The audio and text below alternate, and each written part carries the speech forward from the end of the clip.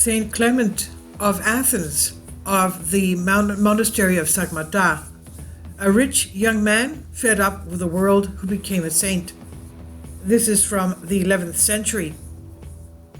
I learned about him decades ago, and it was by chance, but thankfully the monastery is only about an hour's drive north of Athens, and it's very accessible, even though when you get there the roads look like you're on Mars.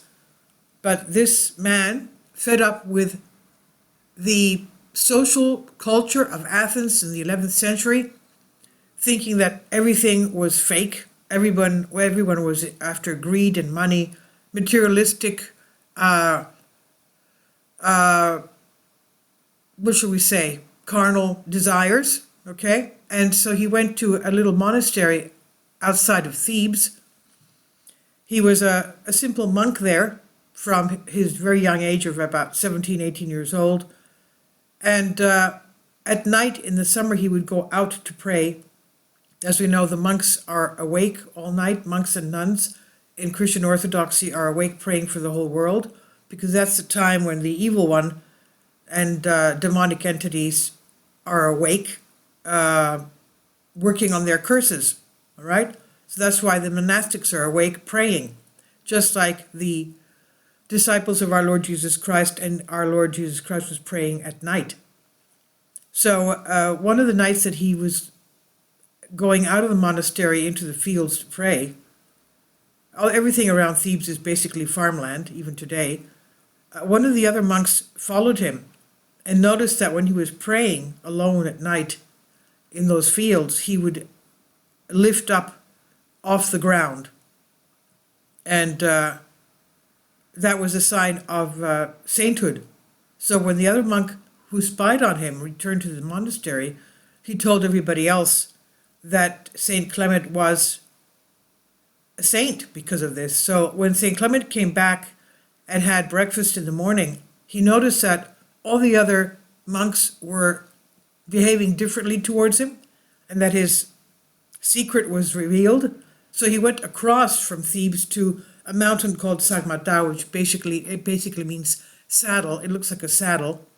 It's huge, a huge mountain actually. And he went there.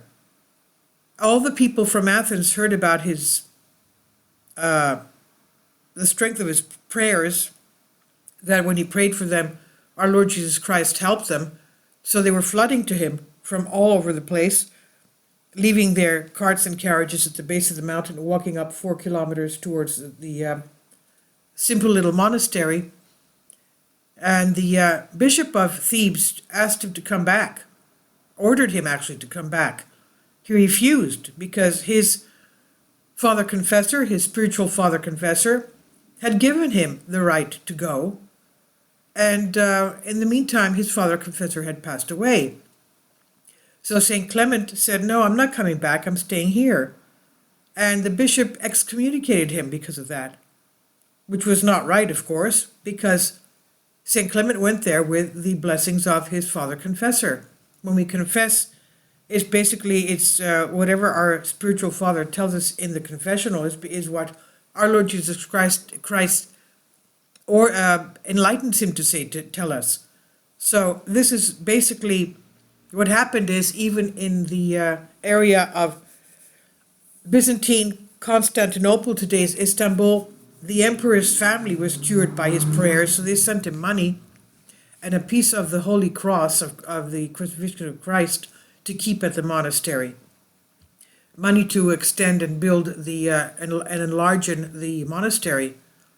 Now, I've been there a few times. It's just a very holy place. So our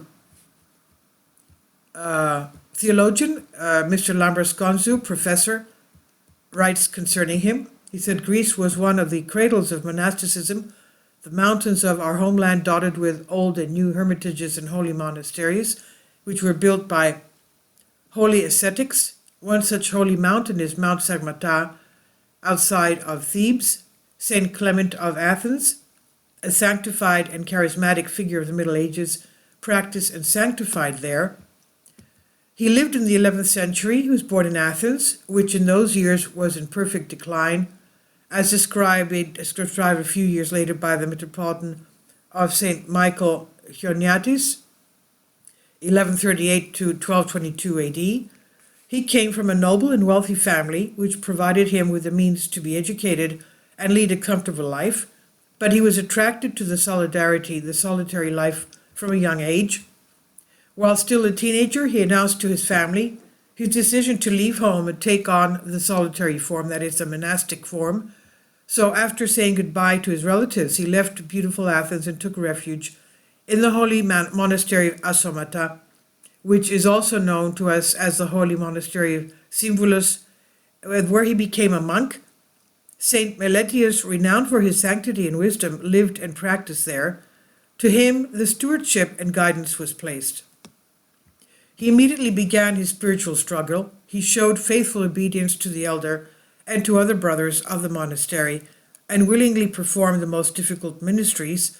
He prayed incessantly, kept vigils, chanted and fasted, and thus it was not long before the signs of holiness appeared in him.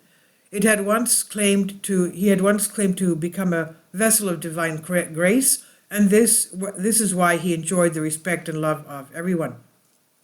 One of his most favorite habits was to seclude himself in lonely places and pray there for hours. In the quiet of the countryside, he lost the sense of time and space while praying.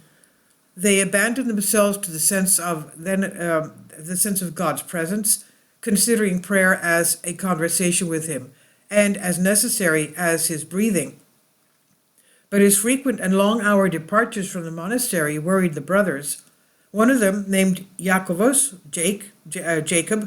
out of curiosity at one of Clement's exits, discreetly followed him. He saw him while he was praying, hovering a cubit above the earth, and with his hands raised and his gaze to heaven. The curious monk was bewildered and returned to the monastery, where he narrated the miraculous event to other monks. The brothers of the monastery understood that they had among them a true and sanctified man, and that is why they began to admire him and honor him as a saint. But the humble saint did not like this. He feared that it was possible to fall into the passion of pride and vanity. That is why he decided to leave the monastery, of course with the blessing of his father confessor.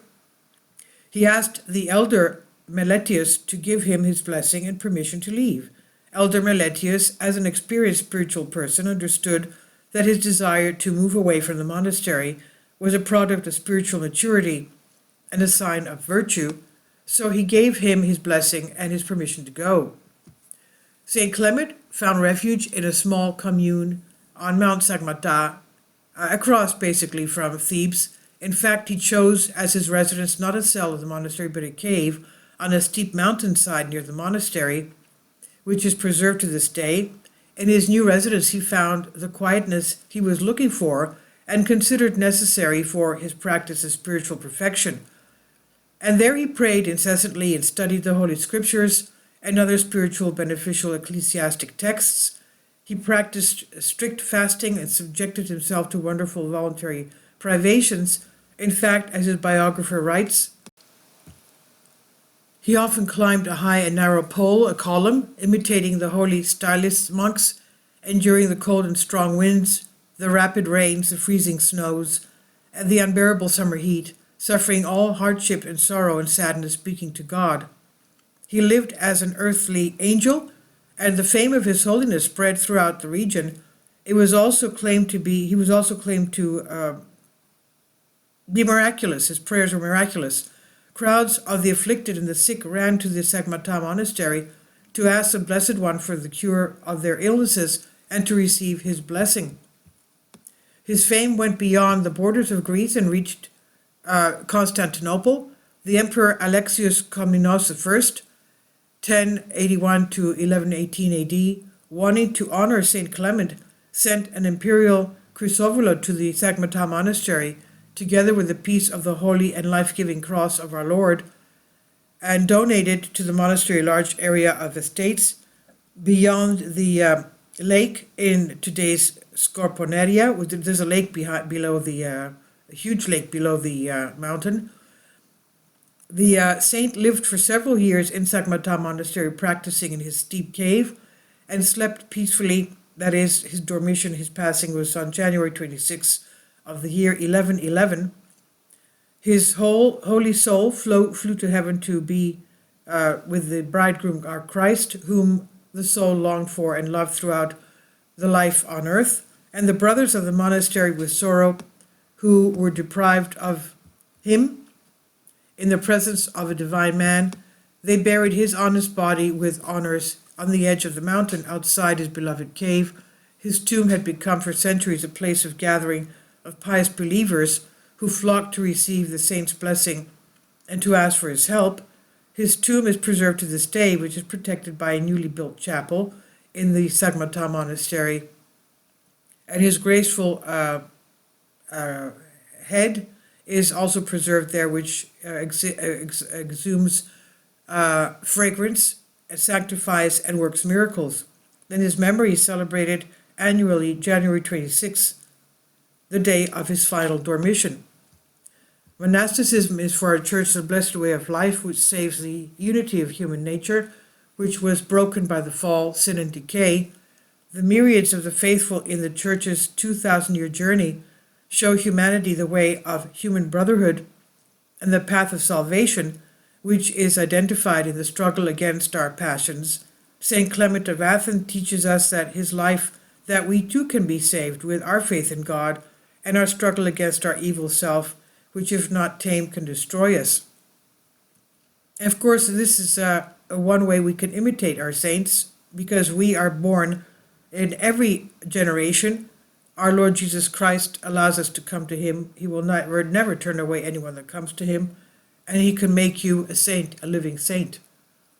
I remember once at this same monastery, Mount Sagmata, the abbot, who is now a bishop in near Argos, near Sparta, I saw him bathed in unholy light, in holy light, uncreated light. And when I went home and opened up the Holy Bible, by random, as our church tells us to do, to ask our Lord, what was this uncreated light that I saw him bathed in? Because the priest next to him, everybody else in the church during the Holy Liturgy was normal looking, but he was with uncreated light from the head to the toes. And the passage that opened up said, if you think this is something very special, it's nothing compared to what I have in my treasury chest to give you, to grant you as divine graces. Ask for me to give you divine graces from my treasury chest. That's what opened up. So it's for all of us to ask him for graces, for divine graces. Every one of us. So please leave your comments. Thank you for your support. This I've translated for you from a Greek article. Thank you. Kindly support my Patreon account. The daily posts are 5 videos daily, and they are totally different from what I have on my YouTube channel. Thank you so much for your support and that you find all my content so interesting. You'll find the Patreon account details in the description box below.